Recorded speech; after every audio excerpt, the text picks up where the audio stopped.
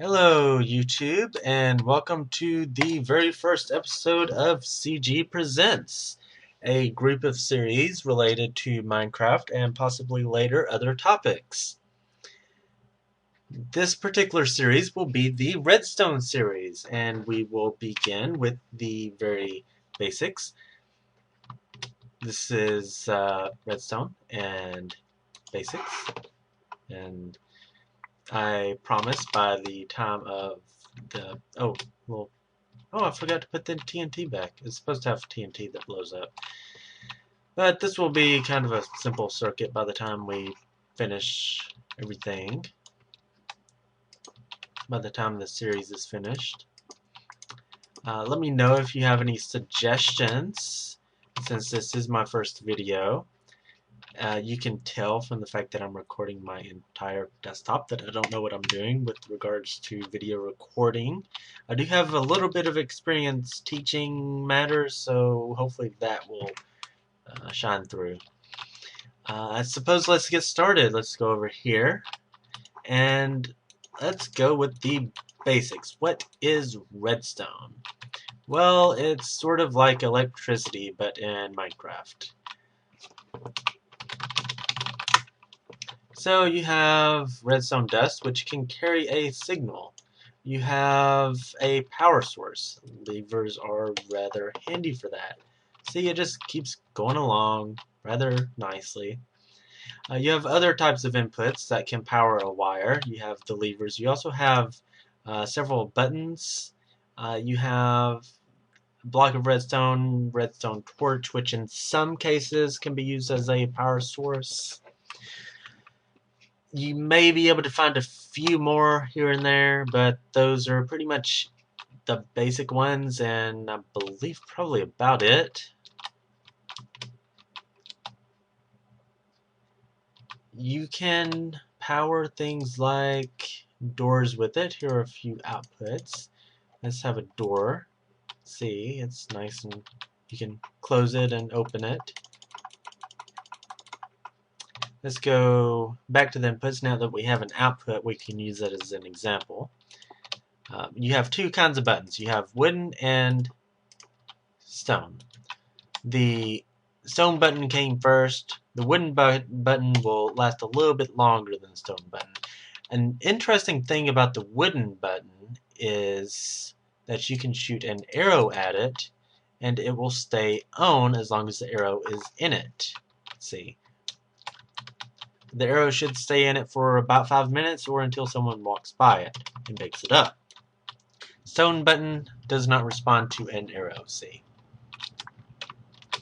You have several types of pressure plates. A wooden pressure plate, if I toss one of my roses onto it, it will send a signal. Or if I jump on it myself, it will send a signal. The stone pressure plate only responds if an entity, or rather a mob, or I am on it. For more information on all those, like these types here, I would go to the internet if you want more details than what I'll be giving here.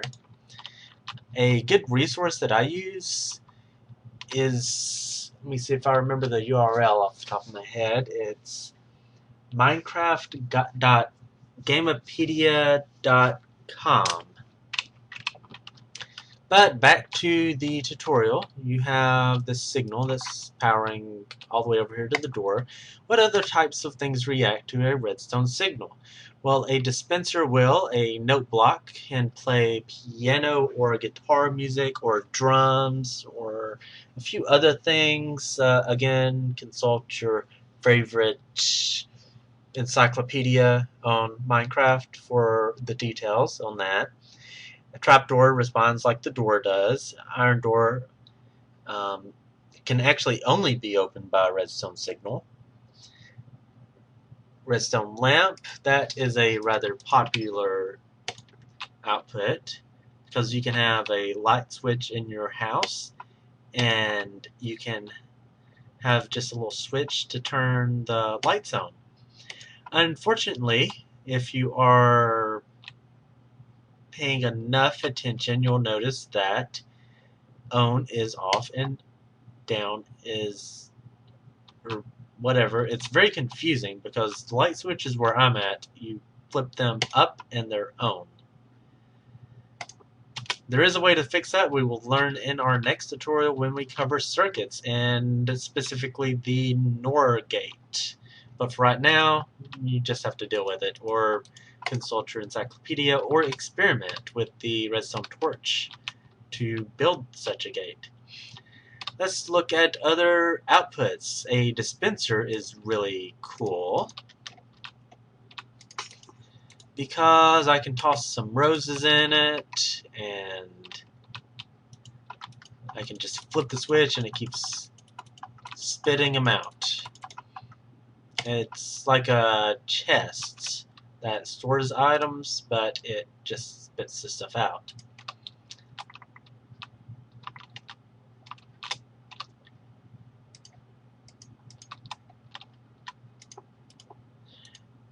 Dropper will also spit the stuff out. Da, da, da, da. So what is the difference between a dispenser and a dropper? Well, let's try throwing some arrows in the dropper and see what happens. Yeah, that's pretty much what we expected. Now let's try it in the dispenser, and it will be something different, I promise. Check this out. Is it dropping them further away? No, it is firing the arrows. So a dispenser will actually do something with the item it has. Arrows will be fired. Water buckets will be emptied out. Empty buckets will suck up any water or lava near them. Lava will dispense lava. Arrows will be fired. Potions will be thrown. Splash potions will. If it doesn't know what to do with an item, like my roses, then it will just spit them out like a dropper. So we have a few inputs. Again, there are a few others I'm not mentioning in here. Not many others, but those are pretty much the basics. You have the wire that you can be used to connect things together, like a wire in real life. You have the things that can react to a signal, a power signal, which is most of the stuff in here. I don't think there are any other things that react to a power signal. At least none are coming to mind. Well, let's continue on with this, and we will get back to another topic in just a second. For right now, let's go back to the wire that connects an output. Let's put a door back up because the door is easier to see. And what will happen when I flip the switch? If you think the door will move, then you are incorrect, because it is doing nothing. And the reason for that is the signal has kind of gotten weak. You can kind of tell it fading out through here and getting weaker and weaker and weaker until it is nothing. So we have to have some sort of way to get the signal to travel further. That is what the repeater does. It repeats a signal. So it'll take the weak signal here and spit it back out stronger, or as strongly as it is way over here at the beginning. That doesn't necessarily mean that if you have a weak signal here at the beginning, it'll be weak there. No, it's regardless. The repeater will spit out a signal as strong as possible through here, and it will go to the door and open it, which is kind of handy. There are a few other things to do with the repeater. For example, they do cause delays. They're not instant circuits, so I would not put a bunch of them in a row, because you will flip the switch and you've got a delay before anything responds. Maybe a delay is what you want, but if it is not, then be a little bit careful with those. There is a way to do it instantly, I believe. I've never built it myself, but I've seen a design on a website for one, but it's a bit more complicated. We might try to do that in a future tutorial, but for right now, repeater is the way to go. So what is we're not going to worry about what a comparator is.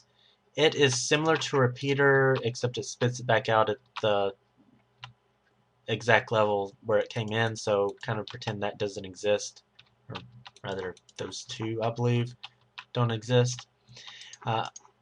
Aside from that, to go into more details, it'd be kind of confusing because a comparator is rather super handy. I mean, you can do a lot of stuff with a comparator.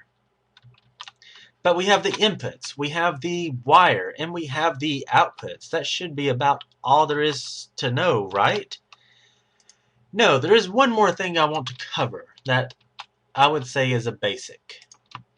It's a bit complicated of a basic thing, but one more thing I really want to cover. Why is that light on? You have the signal here, the wire is up here. The wire is up here. So why is this down here being powered?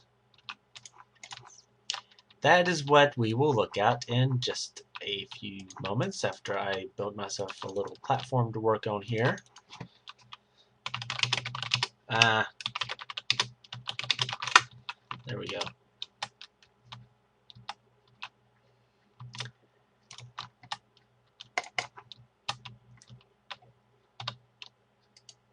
Pretend that this switch does not exist. I just need a piece of redstone dust that's powered,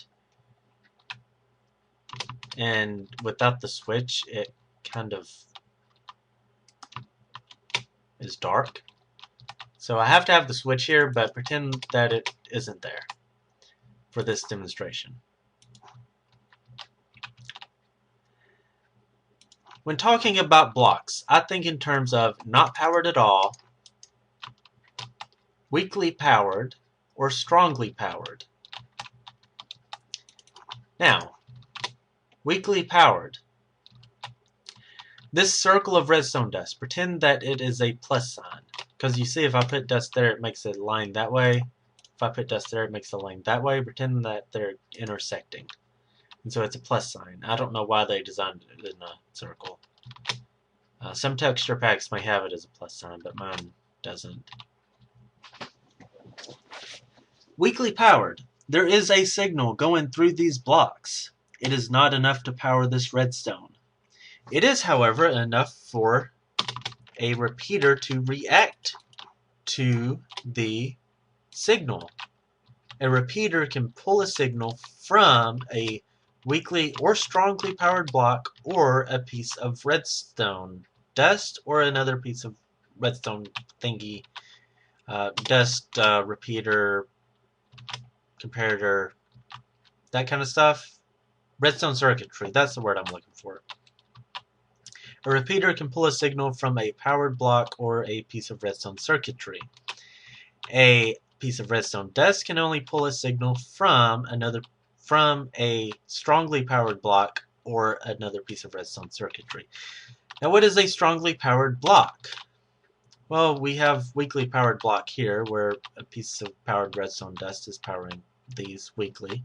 Not enough for a signal to go through this way, but enough for the repeater to be able to detect it. Well, if this is weak, a strong must mean that the signal's strong enough to go through that block, right? And that is indeed the case.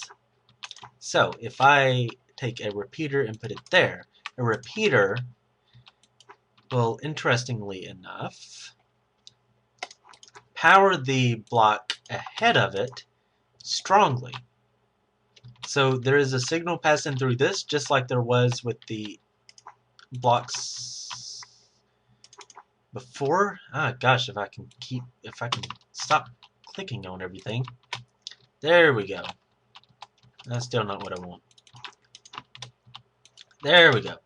Okay, so the signal goes through here. This is powered just like the blue blocks were before, except it has a stronger signal, and so it can power the redstone dust here.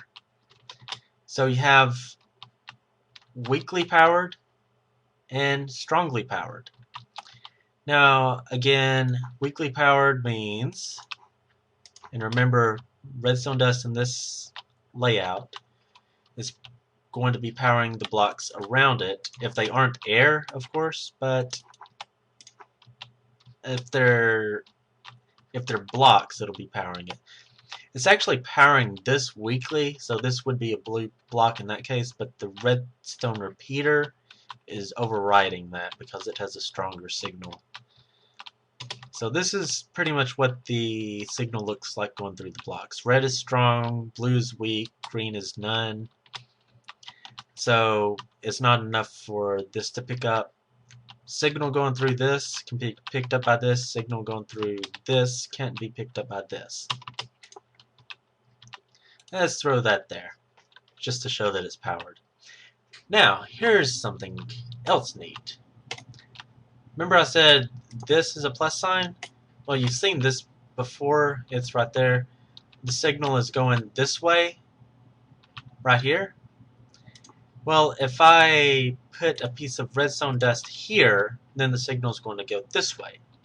Well, that means that the redstone dust is going to be going into this block and not into this block. So this repeater will turn off because this block is no longer being powered. So now I break this and it goes back to being the imaginary plus sign.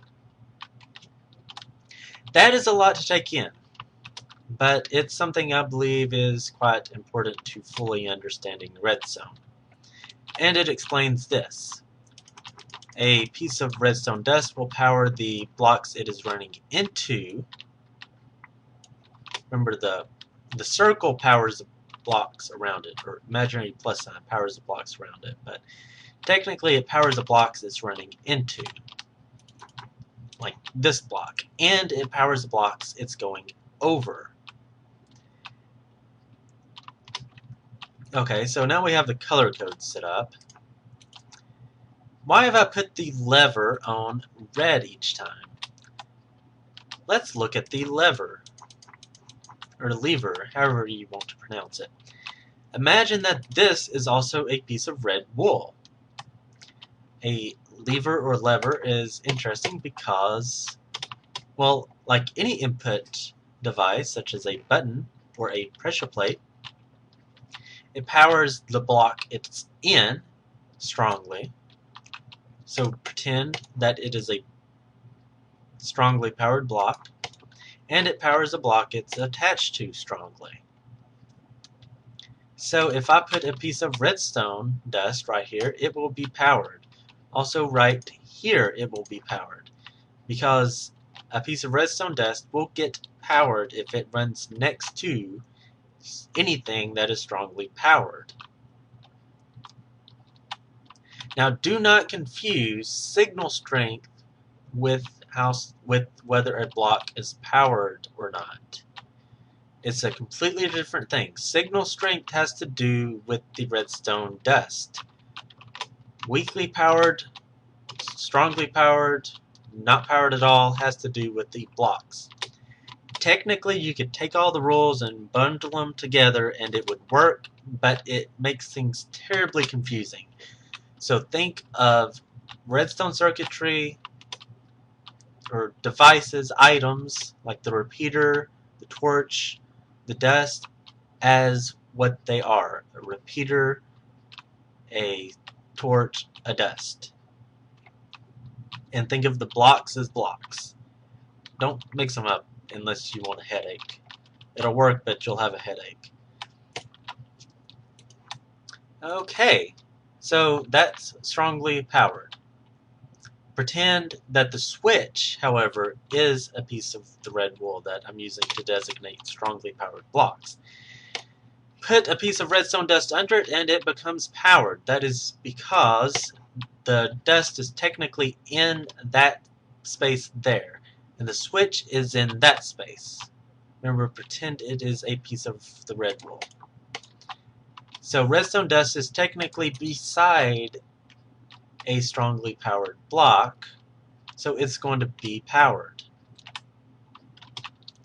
Of course, you can have it go in that way, and it works. Now that means that it's not powering this block at all, since it is no longer going into it. You'd have to break that, and then it would power this weakly. Now, just because this is a red block does not mean the block next to it is blue.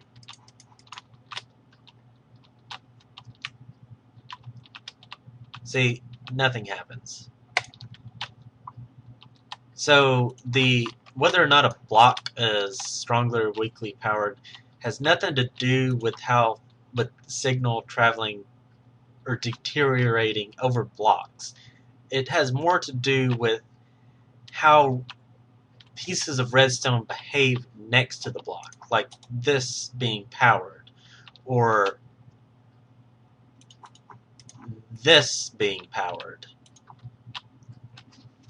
Technically, I don't know if there's even such a thing as strongly powered or weakly powered blocks. There might be, there might not be. It's just a way that someone told me to think of it long ago, and it stuck because it makes sense. It makes it easy to keep track of what's what.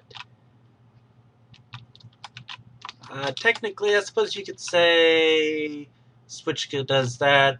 It's next to, oh gosh, I can't think of the other way. I've been doing it this way so long. I imagine this is the correct way to do it. In any case, it works. So we know that this is a weakly powered block right here. And for the very last tip, all of these output devices, or anything else like the hopper that responds to a redstone signal, they will respond to a block that is weakly or strongly powered, or they will respond to a redstone signal going into them. And that is why the light is on. It is responding to the fact that this block is powered.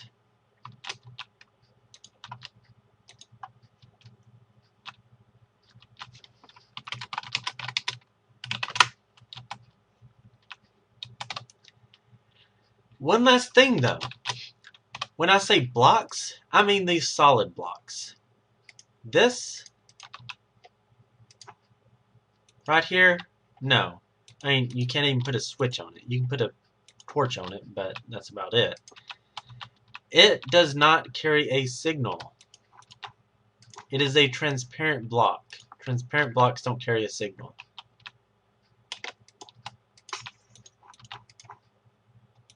See? Nothing. Well, something there, but the transparent blocks don't carry a signal. Now you can also use that for quartz slabs, half slabs. See, if I place it, there's a little bit of transparency under it. That's a general rule of thumb. If it's transparent, it can't carry a signal through the block. Not that you can't put redstone stuff on top of it and the redstone stuff actually work, because it does still work. But the block itself isn't going to have any sort of power to it.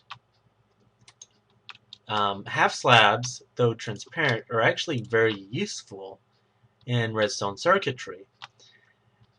I will probably go a little bit more into detail about half slabs and other semi-transparent blocks in the next video, since you can use a lot of them as diodes.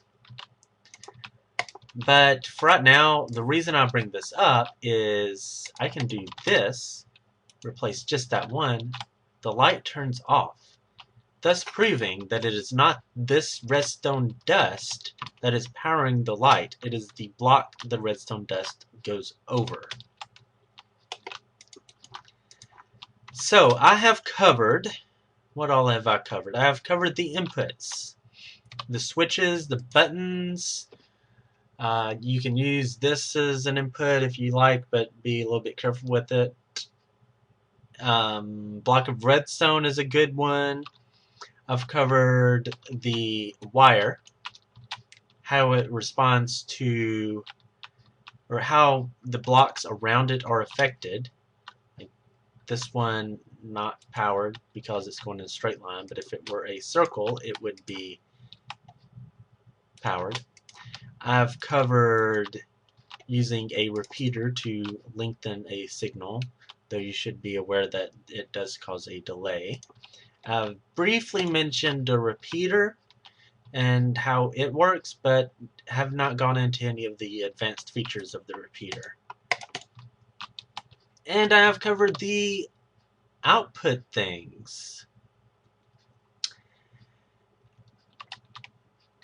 I hope that you can take some of this stuff away from this tutorial and use it.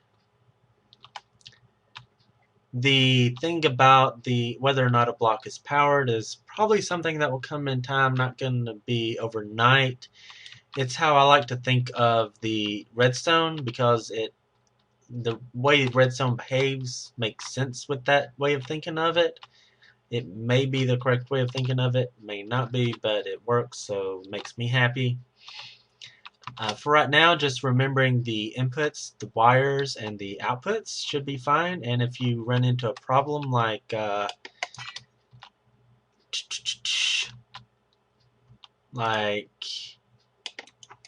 my gosh, why is this light powered and this one not? Then you'll know why it is powered whenever you go to look at it more, and you're like, oh, this is running into this, making this weakly powered, and thus powering this light, but not this one. Let's see, one more thing. What was it?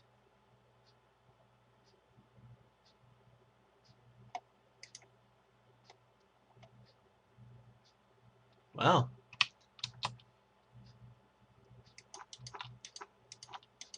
I suppose that's about it. I'll clean up right quick.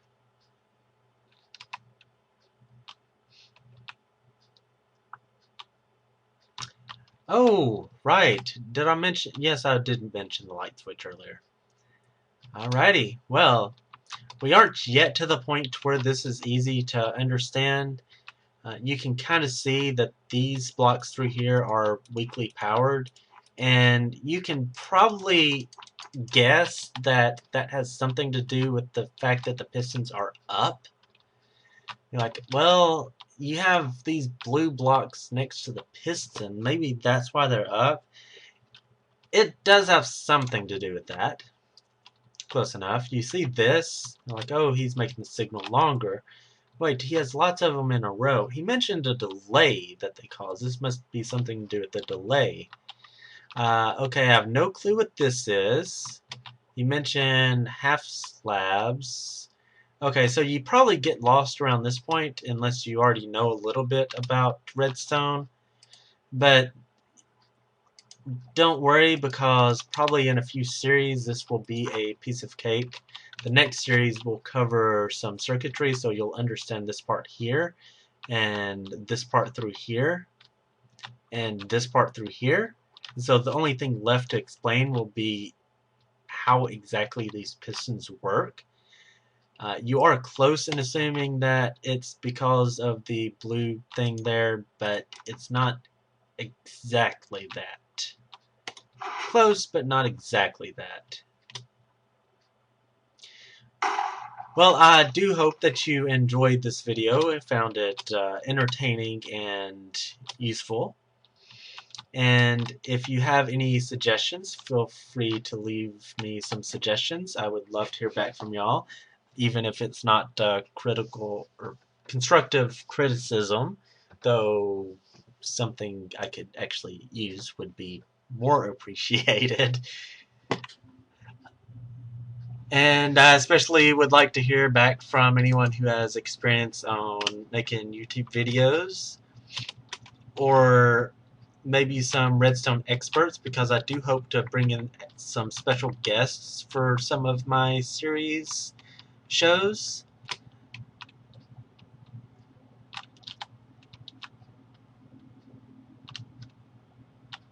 Oh, hello, horse. So, yeah, just let me know what you think, and or not. At least, hopefully, it'll be useful.